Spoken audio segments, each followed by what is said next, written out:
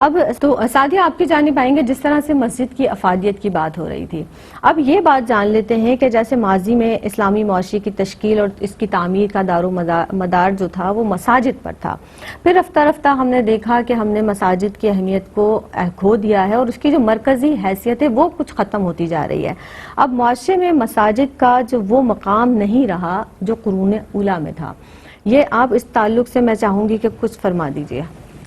جی دیکھیے، سب سے پہلی بات کہ جب ہم قرون اولیٰ کی بات کرتے ہیں، آقا علیہ الصلوۃ والسلام کا دور، صحابہ کرام کا دور، پھر تابعین، تبع تابعین، اور کسی حد تک آگے بزرگان دین تک یہ چیز جاری رہی۔ لیکن آج کے دور میں اس کی یہ جو ساری افادیت اس کی ختم ہو گئی، اس کی وجہ کیا تھی؟ بیسیکلی ہمیں پیچھے کا مقصد سمجھنا چاہیے کہ اس وقت ہر چیز کا مرکز و محور مسجد ہوا کرتی تھی۔ یعنی ہم نے آغاز میں بھی یہی بات کی کہ آپ کو دینی تعلیم حاصل کرنی ہے تو مسجد ہے، دنیاوی طور پر کوئی مسائل حل کرنے تو مسجد میں طے ہوں گے، یا اگر آپ کو کہیں سفر پہ نکلنے، صحابہ کرام جہاد کے لیے نکلتے تھے، سپہ سالار کے تعین سے لے کر ہر معاملہ مسجد میں طے ہوتا تھا، اور طے ہونے کے بعد جب جہاد سے واپس بھی آتے تھے تو آقا علیہ الصلوۃ والسلام کی سنت کے مطابق 2 رکعت نماز نفل مسجد میں ادا کر کے پھر گھروں کو جاتے تھے۔ یعنی ان کے آگے مسجد کی اتنی اہمیت تھی کہ سرکار کا بھی یہی معمول تھا کہ کسی بھی جہاد سے واپس آئیں تو 2 رکعت نماز نفل ادا کرتے تھے، اپنے گھر کی طرف رخ نہیں کرتے تھے۔ پھر صحابہ کرام نے بھی، تو ہم نے اپنے اندر سے اس اہمیت کو کھو دیا ہے، کیونکہ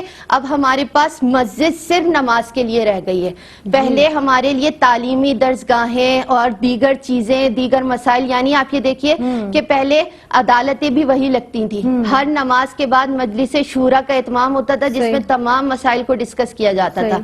اب عدالتیں الگ ہو گئیں، مجلس شورا الگ لگنے لگی، سارے تعلیمی ادارے الگ بن گئے، یہاں تک کہ کسی کو کوئی دینی تعلیم بھی حاصل کرنی ہے تو اس کے بھی مراکز الگ ہو گئے، کہ وہ کوئی مکتبے کا وزٹ کرنا ہے تو وہ بھی الگ ہو گیا۔ تو ہم نے اس جگہ کی اہمیت کو کھویا اس لیے کیونکہ ہم نے مسجد کو صرف سمجھ لیا کہ نماز پڑھنے جانے کی جگہ ہے،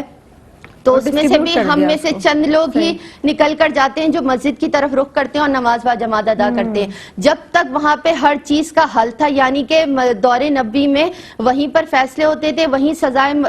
لکھی جاتی تھی، وہیں سزا کا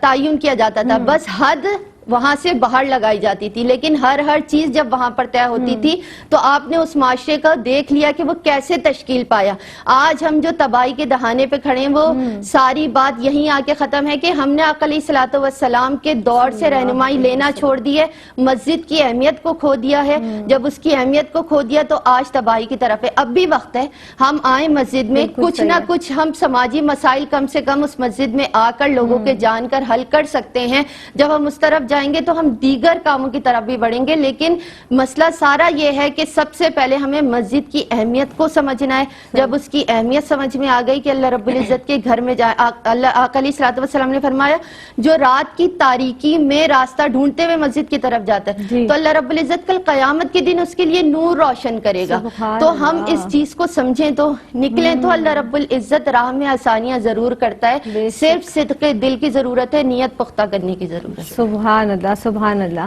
اب جس طریقے سے سعدیہ آپ نے بھی ارشاد فرمایا نا کہ مسجد کی اہمیت کو ہم نے کیوں کھو دیا، کیونکہ ہم نے اس کی وہ تمام چیزوں کو ڈسٹریبیوٹ کر دیا، تقسیم کر دیا، الگ الگ ادارے بنا دیے، اور بہت سارے معاملات مساجد میں ہی حل کیے جاتے تھے۔ لوگ اپنے دینی معاملات بھی ڈسکس کرتے تھے، معاشرتی حوالے سے بھی معاملات ڈسکس کیے جاتے تھے۔ تو یہ ذرا سوچنے کی بہت زیادہ ضرورت ہے، اور اگر ہم اسی کلچر پہ واپس آئیں تو یقینی طور پر ہمیں بہت زیادہ معاشرتی اعتبار سے بھی فوائد حاصل ہوں گے۔ ایک وقفے پر جانا ہے، حاضر ہوتے ہیں وقفے کے بعد۔